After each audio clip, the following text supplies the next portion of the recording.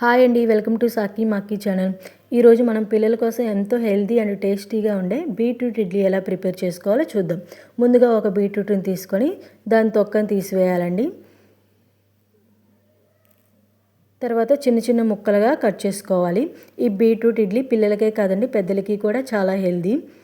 Beetroot మనం జ్యూస్గా కానీ కర్రీగానే చేస్తే అంత ఇష్టంగా తినరండి. ఈ కట్ చేసుకున్న ముక్కల్ని చిన్న మిక్సీ జార్లో వేసి వాటర్ వేసుకోకుండా గ్రైండ్ చేసుకోవాలి. వీడియోలో చూపిస్తున్న విధంగా మెత్తగా గ్రైండ్ చేసుకోవాలి. ఇప్పుడు మనం ముందుగానే రెడీ చేసి పెట్టుకునే ఇడ్లీ పిండిని ఒక గిన్నెలోకి తీసుకోవాలండి. తర్వాత మనం బీట్రూట్ పేస్ట్ని వేసి బాగా కలుపుకోవాలి.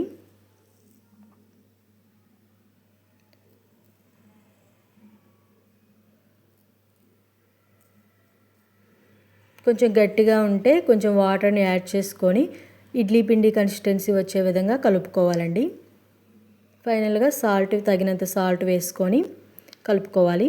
ఇడ్లీ పాత్రకు ఆయిల్ అప్లై చేసుకొని బీట్రూట్ ఇడ్లీ పిండిని వేసుకోవాలండి. ఇడ్లీ పాత్రలకు ఆయిల్ అప్లై చేయటం వల్ల మన ఇడ్లీ అతుక్కోకుండా వస్తాయండి. పిల్లల కోసం హెల్తీ ఫుడ్ ఎలా చేయాలో ముందు వీడియోస్లో అప్లోడ్ చేస్తాము, చూడండి. ఇప్పుడు ఇడ్లీ పాత్రలో పెట్టి 10 మినిట్స్ కుక్ చేయాలి. తీసిన తర్వాత కొంచెం చల్లారాక ఇడ్లీ బాగా వస్తుందండి. చూడండి బీట్రూట్ ఇడ్లీ ఎంత సాఫ్ట్గా వచ్చాయో.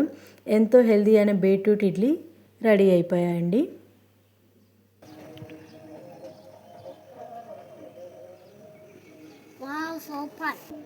ఈ వీడియో కనుక మీకు నచ్చినట్టయితే లైక్ చేయండి, షేర్ చేయండి, సబ్స్క్రైబ్ కూడా చేసుకోండి.